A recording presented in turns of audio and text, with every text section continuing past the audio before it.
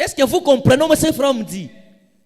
Il va essayer d'expliquer, de montrer à l'église comment ce secret-là s'est révélé, s'est dévoilé en cette heure-ci.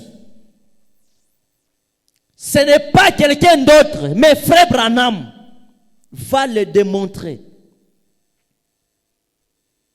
Dans cette heure-ci, dans laquelle nous vivons. Vous voyez? Est-ce que vous voyez? Alors, vous comprendrez clairement, en ce moment. Vous voyez, c'est que je crois qu'il s'est fait. Dans d'autres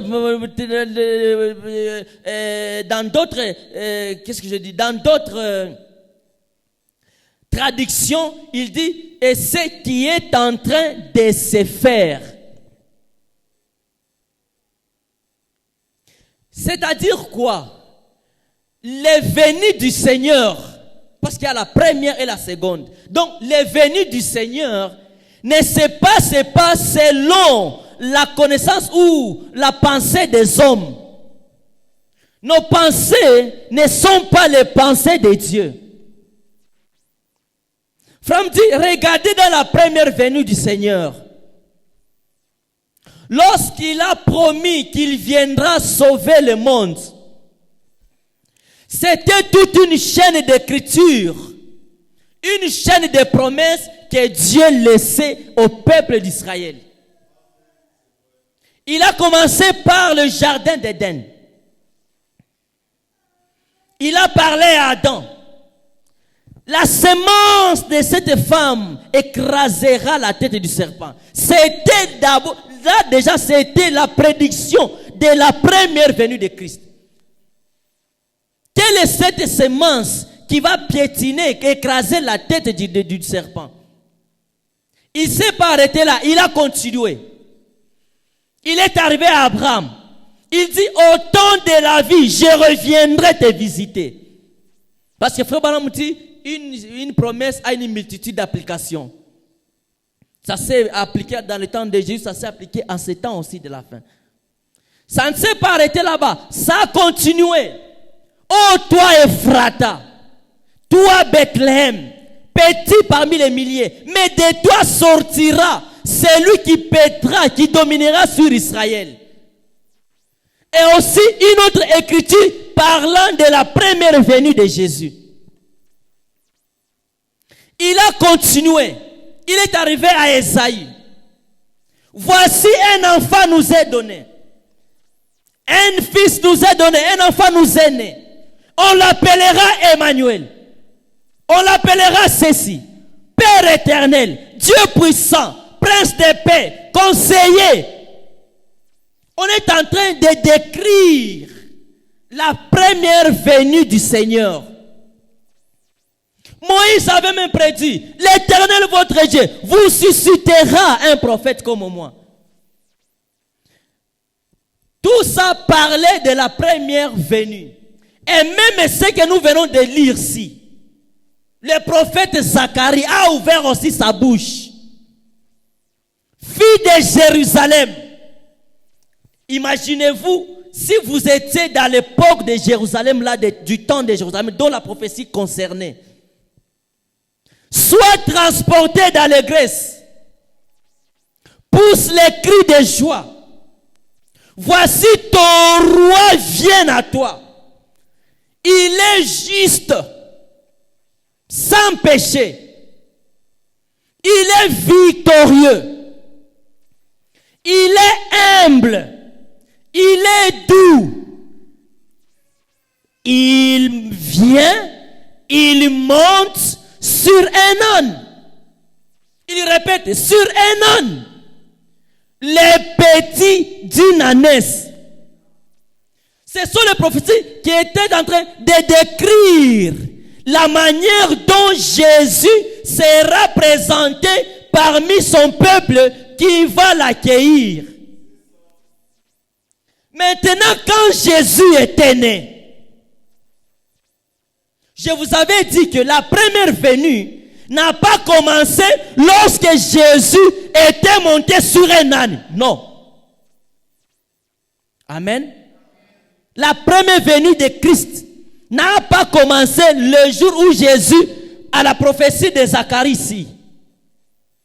Ça a commencé depuis, en commençant par Esaïe. Une vierge concevra. Ça commence. Voilà l'accomplissement de la première venue de Christ. Et ce n'est pas simplement un seul accomplissement. Une chaîne d'accomplissement des Écritures. Une vierge concevra. Quand vous entendez, vous voyez une vierge sans être en contact avec un homme, elle conçoit. Là, déjà la première venue a commencé. Mais les gens du temps de Jésus, et ils attendaient voir, parce qu'il y avait une autre prophétie qui dit, les feuilles vont battre les mains. Où est-ce que tu as déjà vu les feuilles avec les mains pour applaudir? Or, c'était dans cet enchaînement-là, quand la Vierge va concevoir, et un enfant nous est donné, nous est né, un fils nous est donné. Après avoir conçu par une vierge, nous voyons maintenant un bébé qui naît. Et quand ce bébé naît, un autre accomplissement s'accomplit là-bas. Et ça continue comme ça. Ça continue comme ça. Quand Jésus est entré, faisait le match, on voyait toute une foule de gens qui acclamaient, qui poussaient les cris de joie, qui chantaient pour lui. Hosanna, Hosanna. Et les gens, au lieu de voir cet accomplissement-là, que les feuilles qui vont battre les mains, c'était le peuple, une grande foule, un grand nombre de gens qui applaudissent et regardent aux feuilles. Nous allons voir les feuilles qui vont battre les mains. Nous allons voir les montagnes qui vont s'affaisser. Nous allons voir les vallées qui vont s'exaucer. C'est la frère dit que la venue du Seigneur ne se passe jamais selon les pensées humaines. Mais ça se passe selon les Écritures. Quand vous voyez une vierge concevoir, voilà l'Écriture qui s'accomplit. Et ça a commencé par un ange qui vient, qui prédit. Quand un ange prédit et la Vierge a conçu, là déjà c'est la première venue qui commence. On part. Il y a un bébé qui naît, Mais remarquez, pendant que les gens maintenant, les aveugles, regardaient et ne voyaient pas la première venue qui débutait déjà, ou ne savaient pas qu'ils étaient déjà dans la venue du Seigneur. Mais remarquez Marie, qui était une croyante, quand elle a compris déjà, c'était ça le Messie qui sauverait le monde. L'ange l'a parlé clairement. Parce que Frère Branham dit, Marie était gardée sainte. Marie s'est protégée. Elle suivait les Écritures. Elle ne voulait pas s'essuyer. Elle s'est gardée sainte et propre. C'est là où, bien aimé, si vous avez une vie souillée, c'est impossible à Dieu de se révéler à vous. Et si vous prétendez connaître beaucoup, jusqu'à négliger les autres, ce n'est pas que Dieu va se révéler à vous. Restez humble. Quand vous êtes humble, il viendra et il va se révéler à vous. La Bible dit, il se révèle aux petits qui veulent apprendre. Quand Marie a cru, il a dit, nous sommes déjà dans la venue. Le Messie était déjà là. Or, le but pour la première venue, c'était juste de mourir à la croix pour les péchés du monde. Et après la mort, ils partent, ils retournent. Marie a cru. Avant même que le Messie ne commence à vivre sur la terre. Nous avons pas traversé. Il y a maintenant qui Siméon. L'ange lui a dit, tu ne mourras pas sans voir le Christ du Seigneur. Quand le bébé est né, à l'âge de 8 jours, Siméon l'a revu. Vous voyez que nous sommes déjà dans la première venue. Siméon l'a regardé, il voit l'accomplissement de la prophétie de l'ange qui venait récemment d'être proclamé. Seigneur, j'ai vu le Christ du Seigneur, laisse-moi maintenant m'en aller en paix. Il a cru. Les mages, ils ont regardé, ils ont vu le même signe qui s'était passé. Ils ont regardé les étoiles plutôt qui se sont mis en constellation. Ils ont regardé, non, la manière dont les étoiles se sont mises en constellation, c'est-à-dire que le Messie est sur la terre. 2 ans après le début de la première venue, les mages sont venus et ils ont vu le bébé. Et ce n'était même plus le bébé qui était dans la crèche, comme les catholiques nous montrent. Jésus, à 2 ans, il marchait déjà. Puisqu'un enfant de 2 ans marche déjà. Ce n'était pas un bébé à la crèche là où ils sont venus avec l'encens et la myrrhe et autres choses là pour dire que le bébé, non, c'était après 2 ans qu'ils ont vu le bébé, Jésus. Et ils ont regardé, le Messie est déjà sur la terre et on ne le savait pas. Jusqu'à ce qu'on est allé informer à Hérode. Il y a déjà un Messie sur la terre. Hérode a dit, c'est vrai. Vous connaissez l'histoire. Les jours sont passés. Les jours sont passés. À 33 ans ou à 30 ans, les prophètes maintenant de cet âge-là. Oh God. Écoutez, la venue du Seigneur est réelle. Les prophètes maintenant de l'âge, Jean-Baptiste, lui qui croyait être le prophète majeur maintenant, il a regardé les Écritures, il a comparé du début jusqu'à ce qu'il a vu le Messie venir. Il s'est écrié, voici l'agneau de Dieu qui ôte le péché du monde. Frère Branham a dit, c'est Christ sortira encore dans l'Élie de ce temps du soir.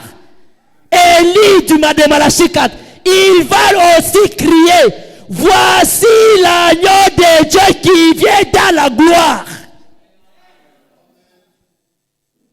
Et ce n'est pas quand lorsqu'il est apparu, pour vous dire d'avance, que c'était accompli la première venue.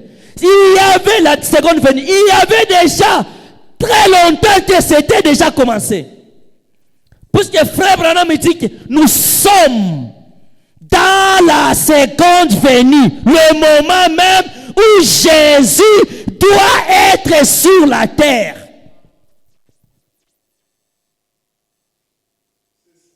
J'ai regardé à 30 ans. Après que la première venue a déjà commencé. Maintenant, il a regardé, il a pointé maintenant le Messie. Il a dit, regardez. Et comment est-ce qu'il a su que c'était le Messie? Puisque la parole, la Bible dit, la parole vient au prophète. Ce n'est pas le prophète qui va vers la parole. La parole vient au prophète. Et Jésus, il est la parole. Raison pour laquelle il ne devrait qu'aller devant les prophètes. Quand il arrive devant les prophètes, et il dit, laissons que les Écritures s'accomplissent. Jean voulait refuser, il dit, je ne peux pas te baptiser. Toi, tu es mon Dieu. Comment est-ce possible que je puisse te plonger? Jésus a dit, tu ne comprends pas. Il faut que les Écritures s'accomplissent. Je ne suis pas venu de la manière dont tu penses là. Je dois accomplir les Écritures. Je suis venu dans ma première venue pour être immolé. Je suis un sacrifice. Un sacrifice doit être nettoyé avant de l'offrir. Même quand vous tuez, vous égorgez votre poule pour la préparer. Est-ce que vous l'égorgez directement et vous préparez ça? Il faut d'abord la nettoyer. C'est là où Jésus a dit, laisse que je sois d'abord plongé. Parce qu'il est l'exemple pour tout le reste qui viennent après lui. Jean regardé, il a dit, voici l'agneau de Dieu qui ôte les péchés du monde. Il est préférable que moi, je sois rabaissé. C'est le temps maintenant pour lui de croître. Parce que il ne peut jamais y avoir, ou il n'y aura jamais deux prophètes majeurs au même temps. L'un doit diminuer, l'autre doit croître, doit grandir. C'est-à-dire, Jean-Baptiste doit maintenant s'effacer. Les gens de ce temps-là doivent maintenant oublier Jean-Baptiste dans leur tête. Ils doivent ôter l'image de Jean-Baptiste, oublier que Jean-Baptiste existe et aller maintenant suivre le Seigneur Jésus. À 30 ans, ceux qui pouvaient regarder à cela, Jésus est venu parce qu'ils étaient à la rivière là-bas du Jourdain. Et ils ont vu Jésus venir et Jean l'a présenté. Or, ce n'est pas là que la venue a commencé. C'était depuis la venue de l'ange Gabriel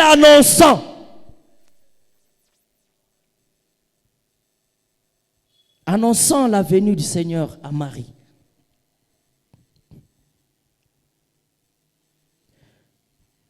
Ça a continué jusqu'au jour où Jésus devrait maintenant terminer son travail. Là où le révérend nous a parlé les dimanches. Si c'est l'autre dimanche là. La prophétie de Zacharie ici. Il dit, sois transporté dans l'église. Or ça, c'est à la fin de la vie de Jésus. Depuis qu'il a déjà commencé son œuvre à apparaître sur la terre, il est allé jusqu'à 33 ans. Quand Jésus doit être maintenant immolé en sacrifice, crucifié à la croix, c'est alors que cette prophétie aussi s'accomplit. Oh, ça, c'est toujours dans la première venue. Sois transporté dans les Grèces, fille de Sion, femme de Jérusalem, poussez les cris de joie. Voici ton roi vient, il est humble, doux, victorieux, monté sur un âne. Le petit d'une ânesse. Je vous avais dit que Jésus a préféré prendre un petit âne, juste un anneau. Il n'a pas voulu s'asseoir sur quelque chose d'essuyé. Oh God. Il n'a pas voulu prendre le corps d'un âne où il y a beaucoup de gens qui ont déjà monté là-dessus. C'est là où frère Branham, la voix lui a dit, prépare bien ton corps. Oh God. J'aurai un travail avec ce corps quand tu seras grand. Quand il était tout petit enfant. Je vais parler là-bas.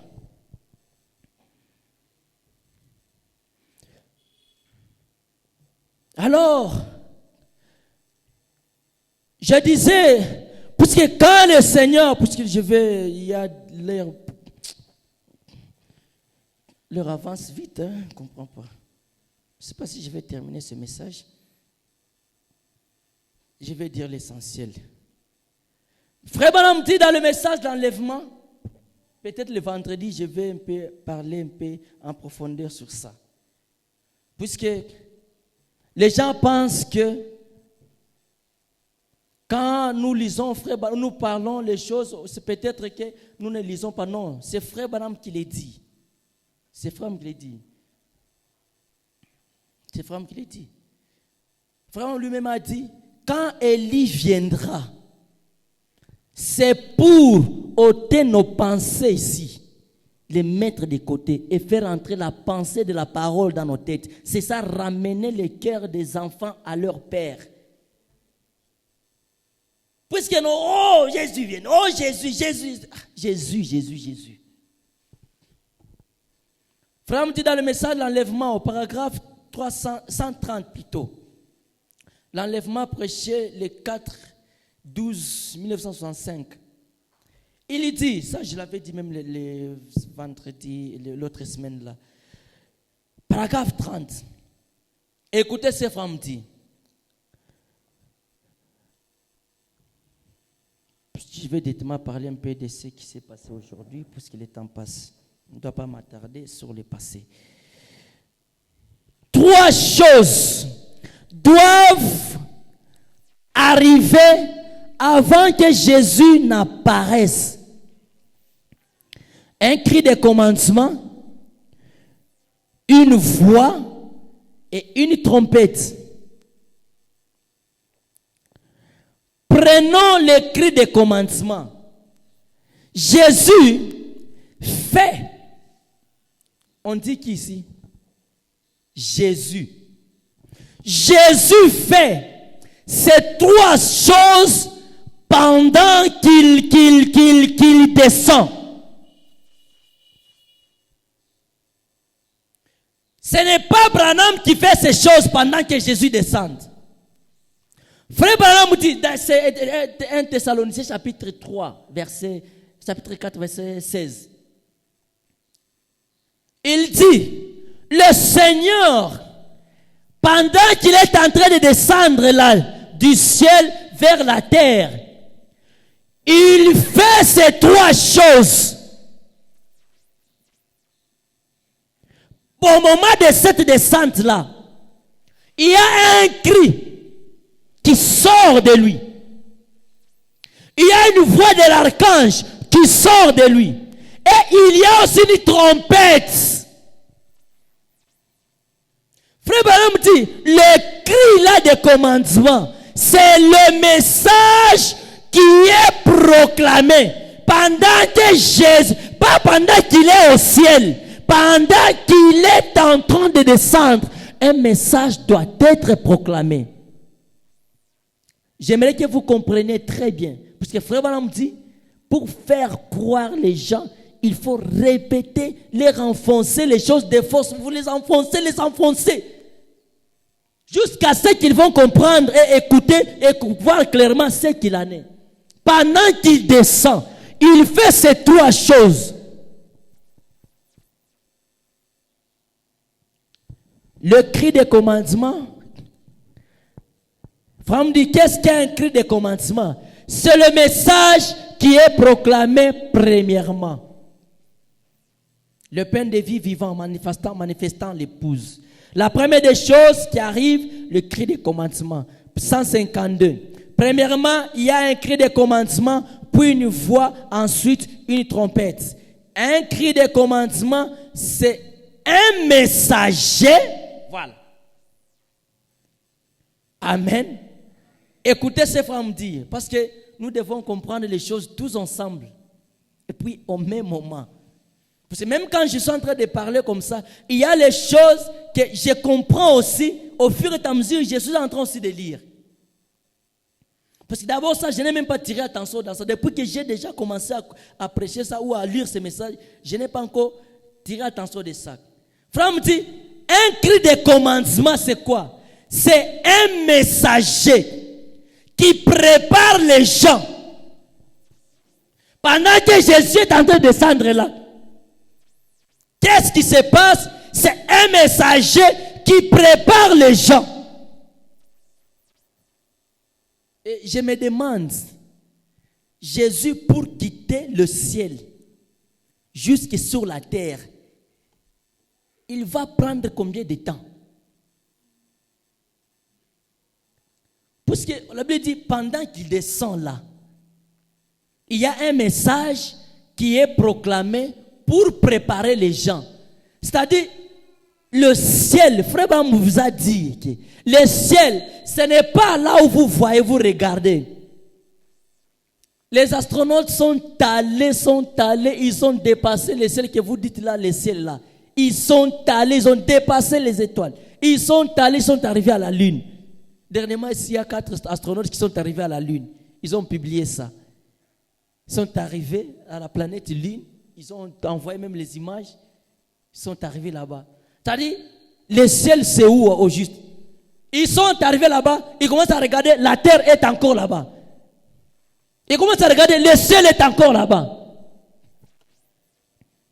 Et c'est là où Frère Branham vous dit, le ciel, c'est juste l'atmosphère. Le ciel, c'est juste une dimension. C'est là où Frère me dit, même les saints qui sont sauvés, ils sont toujours ici. Ils sont en train de surpasser, ils passent toujours ici. Sauf que nous limitons, comme je l'avais expliqué, dans nos 4 dimensions, nos 3 dimensions. Eux sont dans la 5e et 6e. Ils sont toujours ici. Et même Jésus, Jésus est au ciel. Mais quand il est au ciel, n'est-ce pas qu'il est en train de prêcher?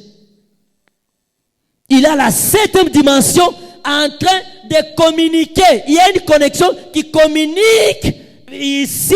Comme moi, je supporte les 3 dimensions et je transmets la parole que lui est en train de vous parler là. Maintenant, si vous regardez là aussi, quand est-ce que la voix descendra de là-bas, jusqu'ici, ça va prendre combien de temps?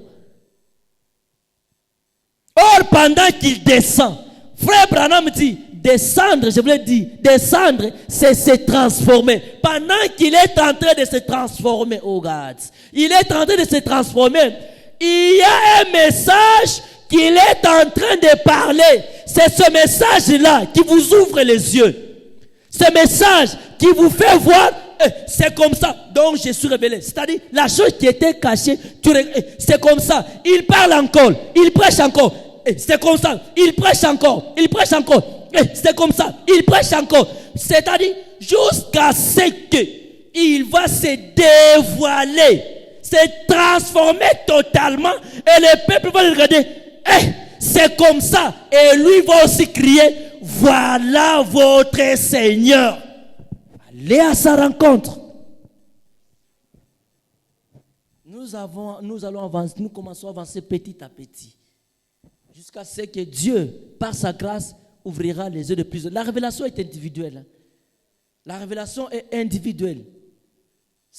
La révélation pour nous, les gens des nations, ne se passe pas comme dans une église comme ça. Tout le monde, Dieu le dévoile complètement. Pour Dieu révèle quelque chose à tout le monde. Non, ça ne se passe pas comme ça. Tu peux faire 30 ans dans l'église du message, mais tu ne vois pas une petite révélation que quelqu'un qui vient de croire aujourd'hui. Quelqu'un peut croire aujourd'hui et Dieu lui révèle quelque chose et il est avantageux. C'est comme ça que Dieu traite avec nous, les gens des nations.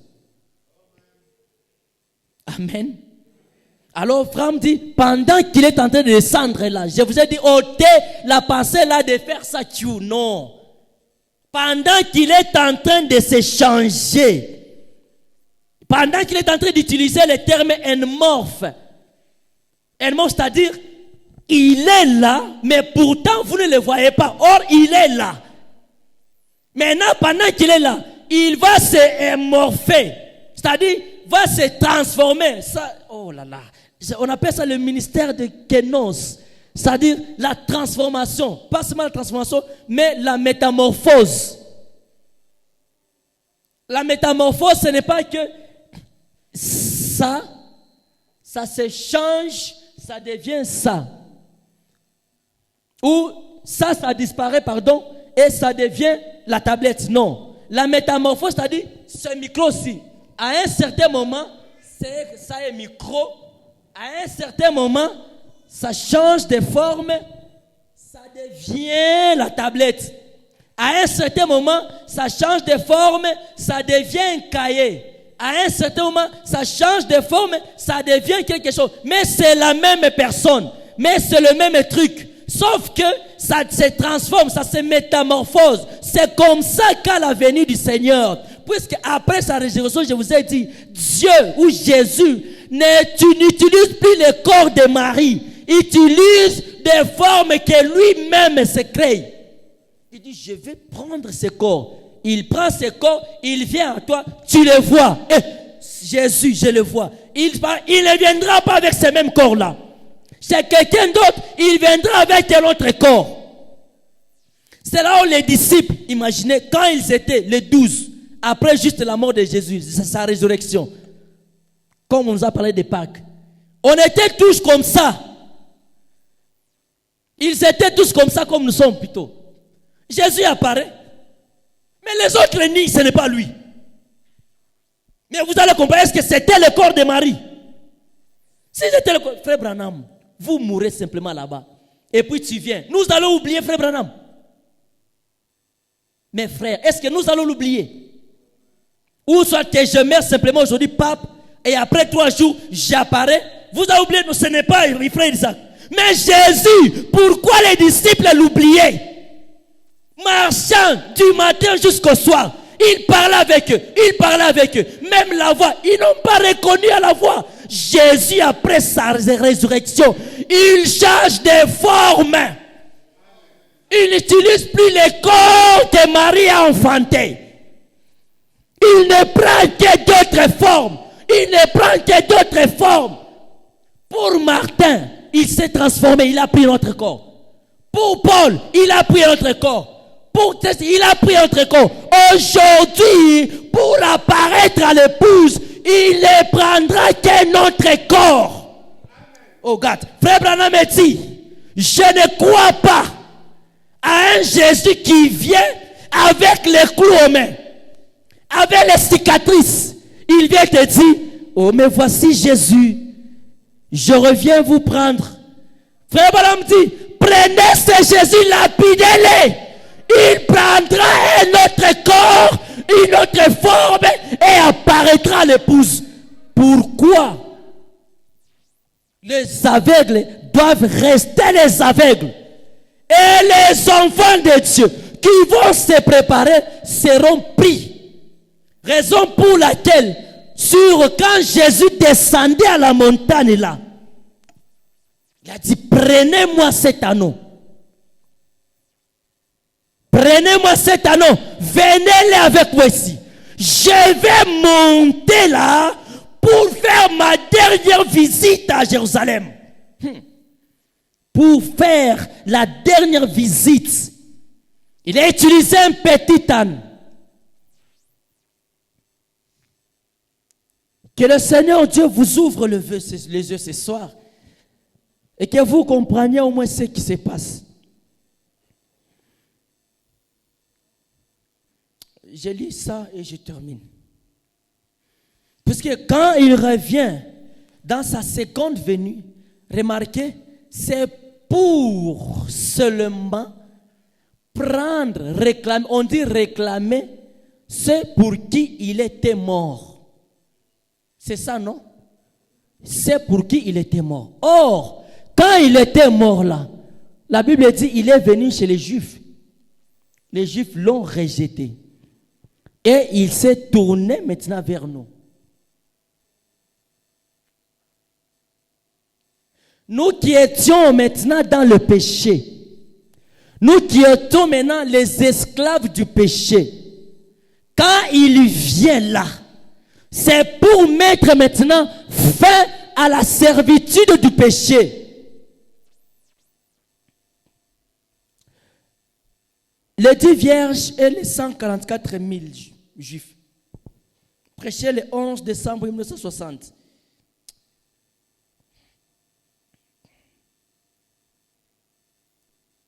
Prochainement, je vais simplement commencer à lire Frère Branham. Je parle un peu, je lis la citation, je parle un peu, je lis la citation, je parle. Puis quand j'explique trop, ça me prend trop de temps, alors qu'il y a des choses qui restent, qui concernent sa venue. Les 10 vierges, paragraphe 300. Vous voyez, là je saute carrément, la trompette a sonné. Écoutez, amis pécheurs, Et il peut repartir libre. C'est la grâce de Dieu. C'est l'année du jubilé. C'est l'achèvement. Le jour du péché est terminé. Frère me dit, frère, j'ai dit à chacun de vous qui servait encore le péché, à ceux qui écoutent les bandes. Croyez-vous que je répète, frère Branham? Est-ce que vous croyez que je répète, frère Branham? Je peux être une bande pour vous aujourd'hui, puisqu'il n'y a pas de cassette. Je suis la cassette, je ne transmets que frère Branham dit. Amen. La bande, ce n'est pas simplement ce qu'un blanc a fabriqué pour enregistrer les sons, vous entendez encore les sons. La bande, c'est aussi une brochure. Quand vous lisez la brochure, c'est aussi une bande. C'est la voix de Dieu. J'ai dit à chacun de vous qui servait le péché, à ceux qui écoutent les bandes, ou à l'auditoire visible ici, tel que vous me regardez, vous êtes visible. Vous êtes à tous ceux qui servent le péché. Frère Branham a dit, le jour du péché est terminé pour vous. Jésus est mort. Vous n'avez plus à servir le péché. Oh God. Quand Jésus voulait entrer à Jérusalem, cet anneau qui était attaché là-bas sur l'arbre, Jésus a dit, allez libérez-moi cet anneau-là. Je vais faire ma dernière visite à Jérusalem. L'anneau qui était en servitude, oh God, tu étais coincé par le péché. Tu ne bougeais plus. Tu voulais simplement faire un pas avec la parole. Comme tu as la corde au cou du péché, on te retient toujours. Or, à l'entrée de Jésus, c'est pour mettre fin à tous les captifs. C'est pour mettre fin à tous les péchés. Tous les esclaves qui croyaient au Seigneur Jésus devaient être libres quand lui entre. C'est là frère Branham me dit, vous qui servez le péché, vous n'avez plus à servir le péché. Vous êtes libres. C'est là dans sa première venue, il a dit, poussez les cris de joie, filles de Jérusalem. Soyez transportés dans l'église, car ton roi vient. Il est victorieux. Il a vaincu la mort, comme nous a prêché le dimanche. Il a vaincu le péché. Il a vaincu la maladie. Il a vaincu les tentations. Il a vaincu tout ce qui vous dérange. Il dit, c'est lui qui croit à cette victoire. C'est lui qui croit au Seigneur qu'il est venu pour les libérer. Sortez de la servitude. Allez étant libre.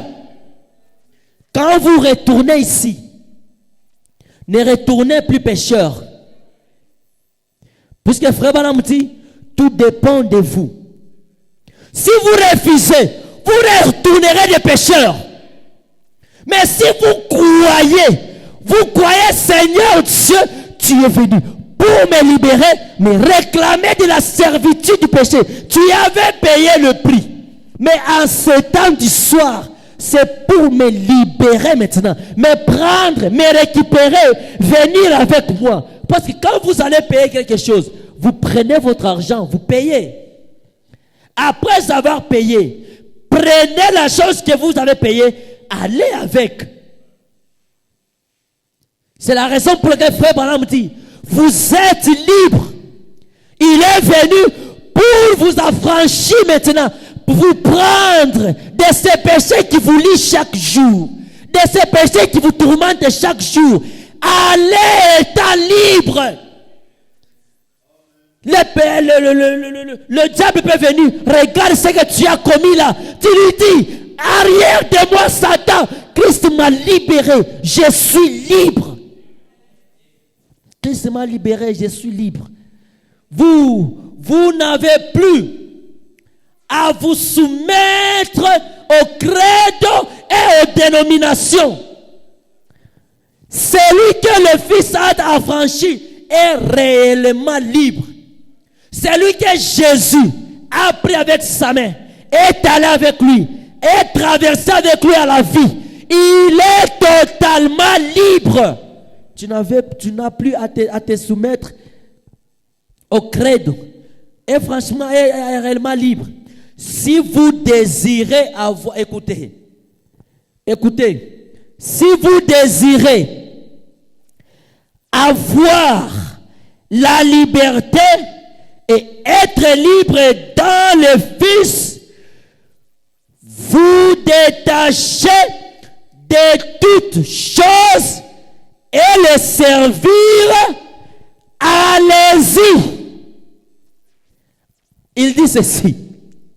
Si vous croyez, vous désirez, vous aimez être libre, si vous voulez aller de la mort à la vie, si vous voulez servir le Seigneur Jésus, si vous voulez être libre, il vous dit, ne restez plus là-bas, allez-y, chantant, glorifiant, témoignant, criant, poussant le cri, disant, Seigneur, je suis libre, tu m'as transformé, tu m'as pardonné, tu m'as nettoyé, tu m'as affranchi et aujourd'hui, je suis libre.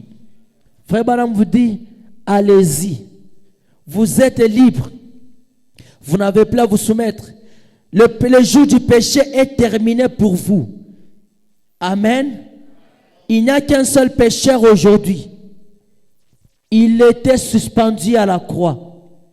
Et lui, il a pris ton péché. Et aujourd'hui, nous vous parlons, il est là-bas en train d'intercéder pour toi simplement. Quand Dieu te regarde, il dit, je vais le frapper. Et c'est lui qui est là-bas. Il dit, non, non, frappe toujours moi. Frappe toujours moi. Et quand Dieu veut te frapper, il envoie son fouet pour te frapper. Jésus se tient là-bas, ça tombe encore sur lui, tchap. Et il saigne encore là-bas.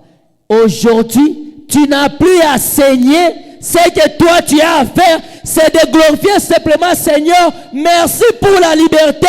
Merci de m'avoir affranchi. Merci de pouvoir me pardonner. Et là, je peux aller au nom de Jésus-Christ. Que Dieu vous a franchi du péché. Je dis que Dieu vous a franchi de tout péché qui vous obsède. De tout péché qui vous enveloppe ce soir. Retournez, restez vainqueurs. Ne retombez plus, oh God. Je vais dire quelque chose. J'aimerais le faire derrière la chair. Au nom de Jésus, tous les péchés qui vous menaient là-bas, qui vous sous-astichaient, soyez libres de ces péchés au nom puissant de Jésus. Tous les péchés qui vous bloquaient et qui vous mettaient sous la pression, soyez libres de tous ces péchés au nom de Jésus. Ne restez plus esclaves du péché. Je vous transmets la victoire. Je vous transmets la victoire. Je vous transmets la puissance. Qu'à chaque fois que le péché viendra pour vous séduire, restez fermes au nom puissant de Jésus. Parce que nous croyons à un victorieux. Nous allons tenir debout pour la prière.